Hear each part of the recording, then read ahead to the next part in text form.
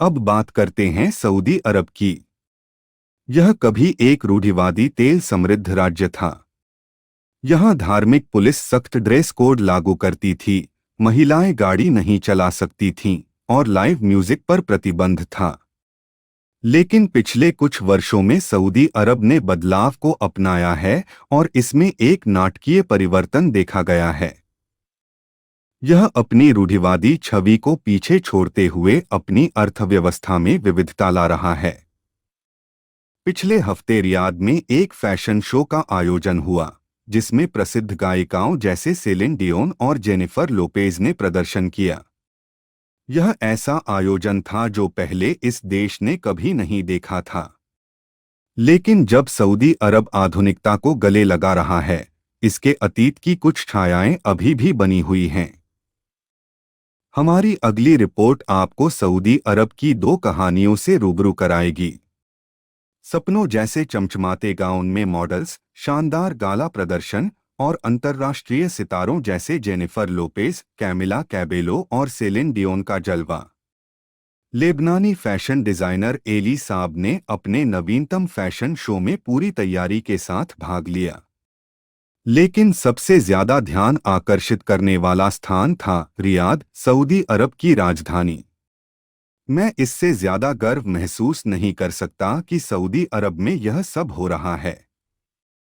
देखिए यह सुंदर आयोजन और कितने शानदार नाम यहाँ उपस्थित हैं।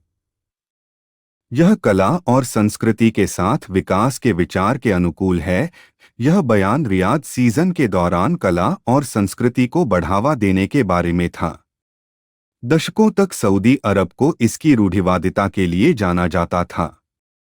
1938 में तेल की खोज ने इस देश का भविष्य बदल दिया और इसे वैश्विक आर्थिक महाशक्ति बना दिया। लेकिन अपनी संपन्नता के बावजूद यह राज्य अपनी परंपराओं और धार्मिक मूल्यों को दृढ़ता से थामे रहा। आखिरकार यह वही देश था जहां वहाबवाद का जन्म हुआ, जो इस्लाम की सख्त व्याख्या पर आधारित एक आंदोलन था। यह न्याय प्रणाली से लेकर लोगों के दैनिक जीवन तक हर क्षेत्र को प्रभावित करता था। 2018 से पहले तक यहां महिलाएं गाड़ी तक नहीं चला सकती थीं। लेकिन 21वीं सदी में बदलाव की बयार चली। क्राउन प्रिंस मोहम्मद बिन सलमान के नेतृत्व में सऊदी अरब ने विजन 2030 इंच लॉन्च किया। यह एक साहसिक योजना थी जो तेल पर निर्भरता कम करने, अर्थव्यवस्था में विविधता लाने और देश को आधुनिक और प्रगतिशील राष्ट्र के रूप में प्रस्तुत करने के लिए बनाई गई थी। यह सऊदी अरब की छवि को बदलने और शायद इससे भी महत्वपूर्ण बात यह है कि खुद सऊदी अरब की आत्मछवि को बदलने के बारे में था। एली साब का फैशन शो जैसे आयोजन सिर्फ उदाहरण है कि यह देश कैसे बदलाव को अपना रहा है।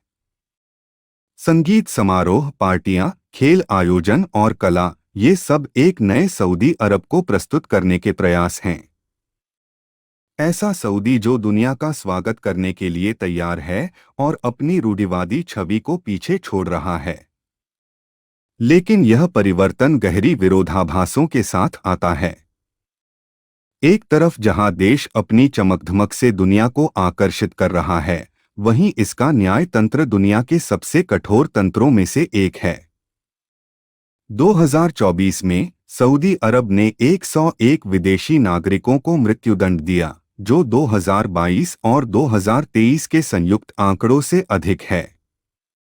मानवाधिकार संगठनों ने रियाद द्वारा मृत्युदंड के अत्यधिक उपयोग की आलोचना की है और इसे अनुचित करार दिया है। इनमें से अधिकांश लोग विदेशी श्रमिक थे, जिनके पास अक्सर निष्पक्ष न्याय तक पहुंच नहीं होती। इसलिए जब सऊदी अरब विदेशी पर्यटकों के लिए अपनी आधुनिक छवि प्रस्तुत करता है, तो यह कई लोगों के लिए, विशेष रूप से विदेशी श्रमिकों के लिए, एक अलग वास्तविकता है। ये मृत्युदंड सऊदी अरब की दोहरी वास्तविकताओं की कड़वी सच्चाई को उजागर करते हैं, पर्यटकों और सेलिब्रिटीज के लिए भव्य आयोजन और दूसरों के लिए सख्त सजा। रियाद की युवा पीढ़ी, जो वैश्विक प्रवृत्तियों से प्रेरित है, बदलाव की इच्छुक है। फिर भी कई लोग उन मूल्यों को थामे हुए हैं जिन्होंने उनके राज्य को सदियों से परिभाषित किया है। जैसे जैसे सऊदी अरब अपनी नई पहचान की ओर बढ़ रहा है, उसे एक सवाल का सामना करना पड़ता है, क्या यह सच में अपने दोनों पहलुओं को समेट सकता है? रूढ़िवादी तेल समृद्ध राज्य और आधुनिक प्रगतिशील राष्ट्र। फिलहाल सऊदी अरब दोनों है, लेकिन पूरी तरह से कोई भी नहीं।